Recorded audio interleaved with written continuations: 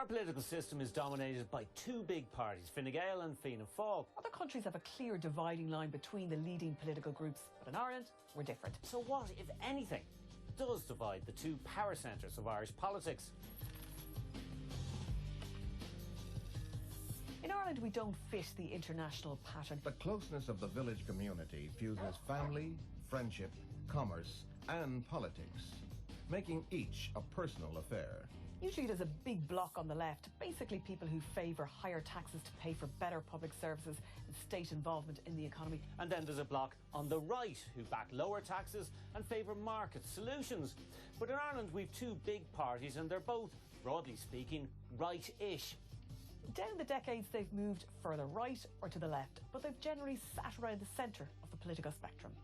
This is the way of things. In Ireland, it is the politician's role to provide the linkage between countryman and bureaucrat.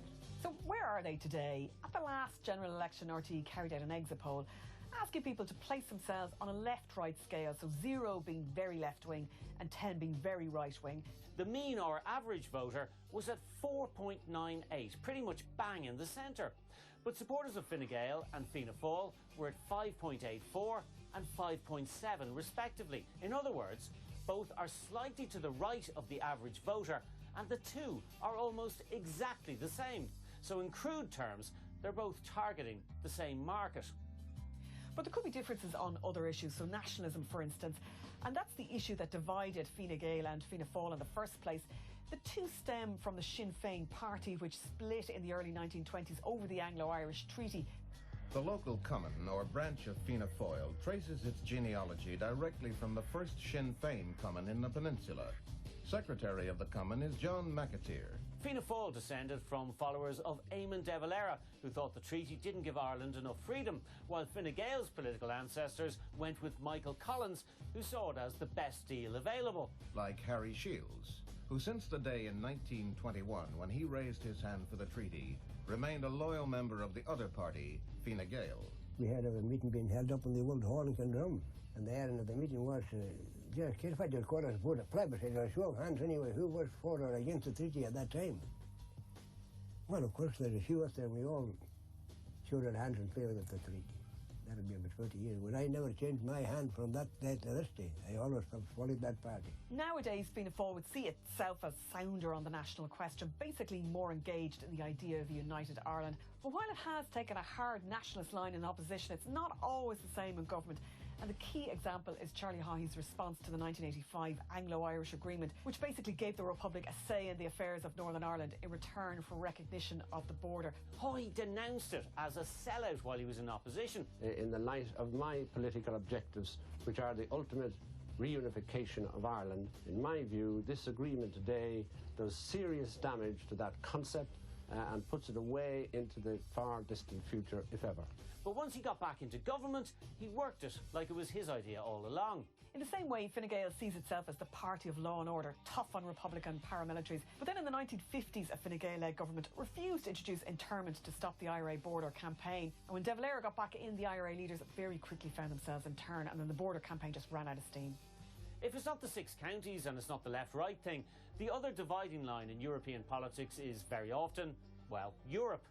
But both parties are very pro-EU. They're broadly similar when it comes to church-state relations as well. So what is it then? In 1999, two political scientists, Michael Gallagher and Michael Marsh, decided to ask members of Fine Gael that very question.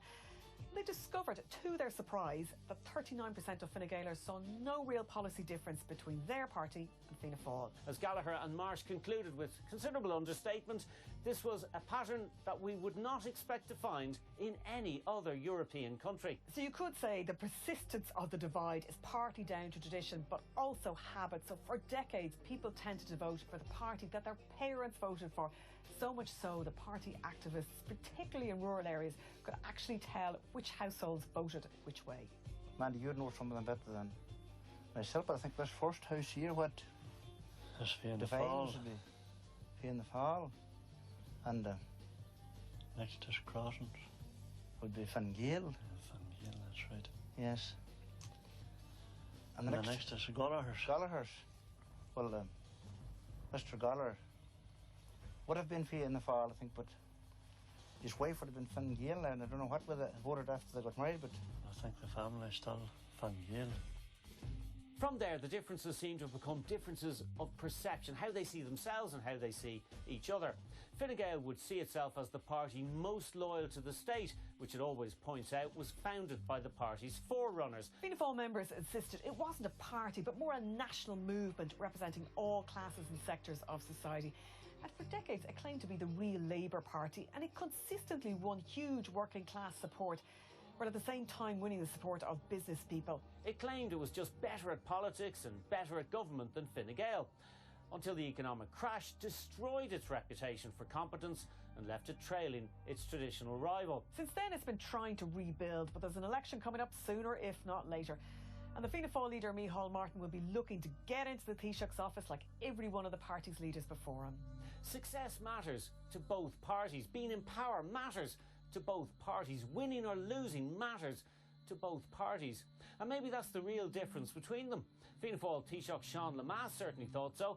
Asked back in the 60s to explain the difference between his party and Fine Gael, he had a succinct answer. Simple, he said, we're in and they're out.